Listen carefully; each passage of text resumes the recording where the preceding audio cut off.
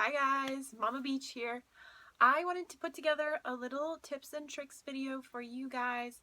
I was thinking the other day of video ideas, and it occurred to me that I have never done a video about selling your bags. I have done a video about buying bags, storing bags, caring for bags, but never tips about how to sell your bags. So I wanted to do a quick video today about that topic specifically, and I really had high hopes for myself that I was going to sit down and write notes about a specific order I wanted to go in so this video would be very organized, but I didn't do any of that. So I'm just going to shoot from the hip here. I've kind of thought about it a little bit. So hopefully it will not be too confusing and I won't bounce around too much, but I don't make you any promises. So when I think about selling my bags, these are just things that I personally think about and that I notice when I look at listings that I find appealing and unappealing. And so none of this is like set in stone, the holy grail, like you should do all of these things. This is just my personal ideas about listing bags. Okay, so when I go to list one of my bags, the very first thing I do is look at it. I know it seems weird, but if you're listing a bag, chances are maybe it's a bag you don't use very much, or maybe haven't used at all and it's just sitting in your closet, and you maybe haven't taken a good look at it in a while. So I always make a point of getting the bag out, looking at it, looking it all over on the outside and on the inside to see if there are any flaws, dirt, trash inside of it. I mean, you don't know how many times I've received a purse and all it would have taken from somebody is to turn it upside down and shake it and just shake out the trash and dirt, and it would have been 10 times more appealing when it arrived, or 10 times more appealing in the listing. So I always take a minute to look at my bags, and if there are things that I can fix before I list them, I like to take the time to do that, because if you're listing a bag and you're writing something in there like, I was gonna clean this, but I didn't have time. Okay, I know sometimes we just don't have time, and so you don't have a choice. That's how you have to list it. But if you do have a choice, I would highly suggest taking the time to clean and fix up your bags before selling them, because it looks a lot better to a buyer.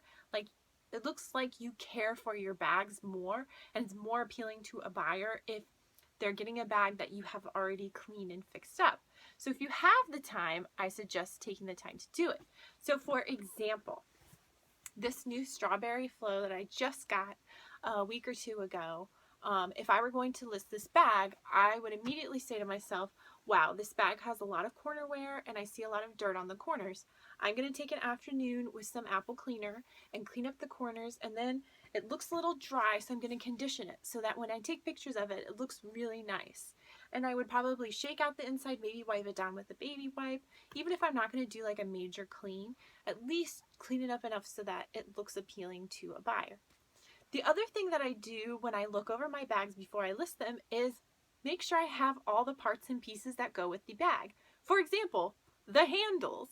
I received this bag, as you remember from my video, without any handles. So that would be something, if I had taken the handles off for some reason, I would go looking for them, see if I put them somewhere. If I'm missing the strap, I need to look through my closet and try to find the strap. If I have any paperwork that goes with these bags, like the registration card, tags, receipt. I don't know why you'd want to send your receipt to somebody, but maybe you do, especially with a higher end brand like Louis Vuitton. Then those are the type of things that I need to go look for before I list the bag, rather than having somebody ask on my listing, hey, where's the strap? Hey, where are the handles? Do you have the registration paperwork? I want to have that all ready to go before I list my bag. So I also see if I have a dust bag for it. A lot of people really like to purchase bags that have dust bags. And so, and you guys know I'm weird about dust bags because I'm weird about color transfer on my bags. So, but I keep them all because sometimes when I sell my bags, people are like, oh, I really don't want to buy it unless it comes with a dust bag, which to me is crazy because you can just use a pillowcase or whatever you have lying around, old t-shirt, I mean, anything really to cover it up. But some people really are attached to Dooney specific or other brand specific dust bags. So I always keep them so that when I sell the bag, I can sell it with the dust bag in case that's important to somebody. And so I consider that one of the pieces that I want to make sure I have before I sell the bag. So the next thing I do, like I said, is take the time to fix up the bag. Clean it, condition it, make it look really nice for a buyer, vacuum it out, even just shake it, like I said. I mean, anything you can do to make it more appealing is gonna help you out in the end. Okay, the next thing that I think about is what platform am I listing this bag on? I may do things differently in the listing depending on what platform I'm putting it on. So for example, when I list things locally on a Facebook yard sale site, I'm probably going to only put 1 or 2 pictures and very brief description. You know, Louis Vuitton wallet. That might be all I say. Or Dooney & Burke leather satchel. Because I know the market of where I am, nobody knows who Dooney & Burke is. And a lot of the yard sale sites are very informal. And so you can just put a quick picture up, and if people are interested, they contact you. And more often than not, I don't get many hits that way, but I always try to sell locally because it's easier. You don't have to deal with shipping. If I'm going to list on, as a stark contrast to that, if I'm going to list on a Facebook collector group, there is far more rules about what is required when you submit the listing. And I would encourage all of you to take the time to go read the rules of any group that you're in for any kind of purse brand.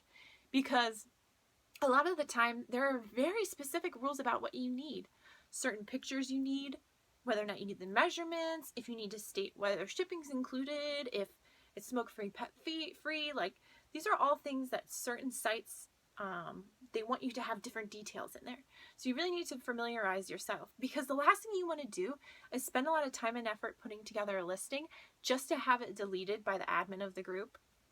And then you never find out why, or you have to contact them, and then just read the rules. Like, try your best to follow the rules of whatever site that you're listing on. And I find that the Facebook collector groups are usually the most detailed with the specific elements they want in the listing. And then you have resale sites like eBay, Poshmark, Mercari, even yard sale resale sites like Let Go and OfferUp. Those are pretty informal, but like eBay, Poshmark, Mercari, you want to be pretty detailed in your listing because it will end up protecting you in the end.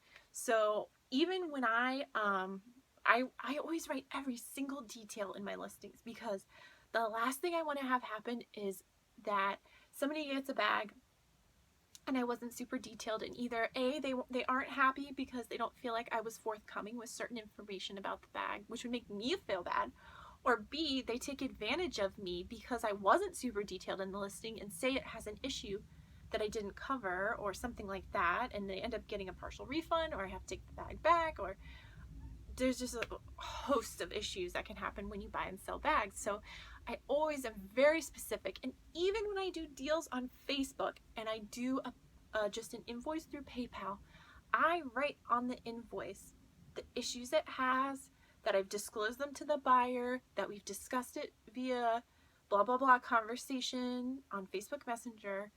And yes, I am that anal and detailed because I want to have proof if something happens that here's what I told you and you were okay with it at the time of the sale. And the way that I do that is put it on the invoice. So just always keep a paper trail as well. Like, no matter what site you're selling on, keep everything documented, conversations with people, questions they ask. Just make sure that you cover yourself, because there are scammers out there. Not only scammer sellers, but scammer buyers who try to take advantage of you.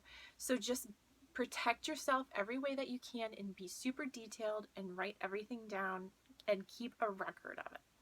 Even after the sale, because people can come after you on PayPal and on eBay and some of these other sites for a long time after you sell them the bag. So I would keep everything for 90 days after you sell a bag, just to protect yourself, because you just never know.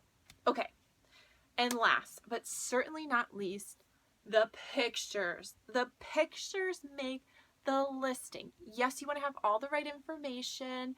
Yes, you want to, be detailed with the description, but the pictures is what's going to sell the bag for you. And that goes back around to looking over the bag, cleaning the bag, making it look good. But also, when you take a picture of a bag, my number one tip is stuff it. You need to stuff bags. And I have a perfect example here for you. So this is my hobo bag, sample hobo from Dooney & Bourke. You can see I have stuffing in here. Now, if I were to take a picture of this, I would hang it on something because I want you to see this nice and full and plump hung up with the strap. I don't really want you to see this in a picture because it makes it look unappealing. And I certainly don't want you to see it without stuffing in it because it really looks unappealing without stuffing, even though it's a beautiful, beautiful bag, because it doesn't stand up on its own really unless you have stuff in it. So I don't want you to see this in a picture. I don't really want you to see it laying flat on the ground in a picture. None of that makes this bag reach its full potential as far as like your optical perspective of it. So do yourself a favor, put some stuffing in your bag. Put it in a setting where there is good natural lighting, outside, near a big open window or door. Put it in a setting where there isn't a lot of clutter around it. You really want it to be about the bag with good lighting so everyone can see exactly what color it is. They don't feel like you're hiding anything with like weird, shadowy, blurry pictures. And you have it nice and stuffed up as somebody would see it as they were carrying it with their stuff in it.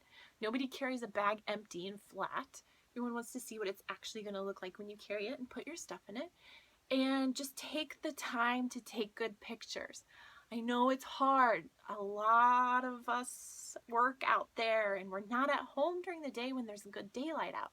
But if you can, find just a second before the sun sets to stick your bag out on your deck and take a couple daylight pictures so everyone can see it in all of its glory. I mean, you want it to look like a beautiful, glorious bag that somebody wants to buy. And that's really, I think, the trick to selling bags quickly is having those eye-grabbing pictures that look just beautiful. Even if there are flaws on the bag, the pictures, if they look beautiful and it looks well cared for, like you really maintained it and taken care of it during your time owning it, it will make a world of difference to a buyer.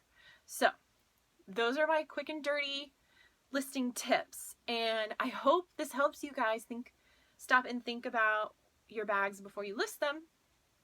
And as always, if there are tips that you guys have, please leave them below in the comments because I'm always trying to learn new things that I should be paying attention to when I list bags and also when I buy bags. So just put them down in the comments. I want to hear them. I want to learn them, and we can talk about them, and then that way everyone else can see them as well. So feel free to share if there's anything else that you guys do when you list bags. All right, thank you guys so much for watching today. I really appreciate it, and I will see you next time for my next video. Bye.